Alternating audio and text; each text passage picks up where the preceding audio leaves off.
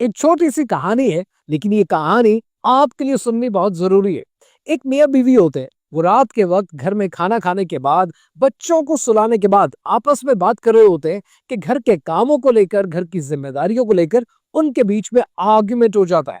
Argument इतना बढ़ जाता है कि खातून को गुस्सा आ जाता है और वो ये कहती है कि इस इंसान के साथ एक छत के नीचे रहना नामुमकिन है मेरे लिए, और वो गुस्से की हालत में घर से बाहर चली जाती है।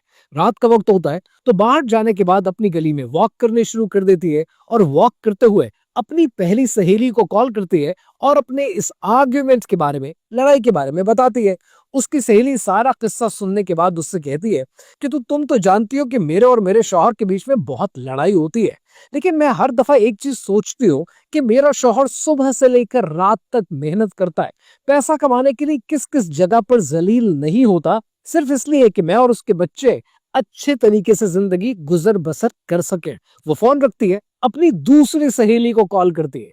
उसकी दूसरी सहेली कहती है कि तुम तो जानती हो कि मेरा शौहर नौकरी के लिए मुल्क से बाहर काम करता है और बाहर रहता है, तो कितने ऐसे काम हैं अपने और अपने बच्चों के जो मुझे मर्द बनकर खुद करने पड़ते हैं। और कितनी बार मुझे इस बात का एहसास होता है कि आज मेरे शौहर की फिजिकल प्रेजेंस मेरी जिंदगी के लिए कितनी जरूरी है। वो फोन रखती है और अपनी तीसरी सहेली को कॉल करती है, और उसकी तीसरी सहेली कहती है कि तुम तो जानती हो कि शादी से पहले मैं हमेशा से इंडिपेंडेंट रही हूँ, पर मैंने ये समझा है कि शादी से पहले मैं अपने हिसाब से जिंदगी गुजारती थी। मेरा शौहर तब सिंगल था, अपने हिसाब से जिंदगी गुजारता था, लेकिन शादी के बाद मियाँ या बीवी के हिसाब से जिंदगी नहीं गुजरती।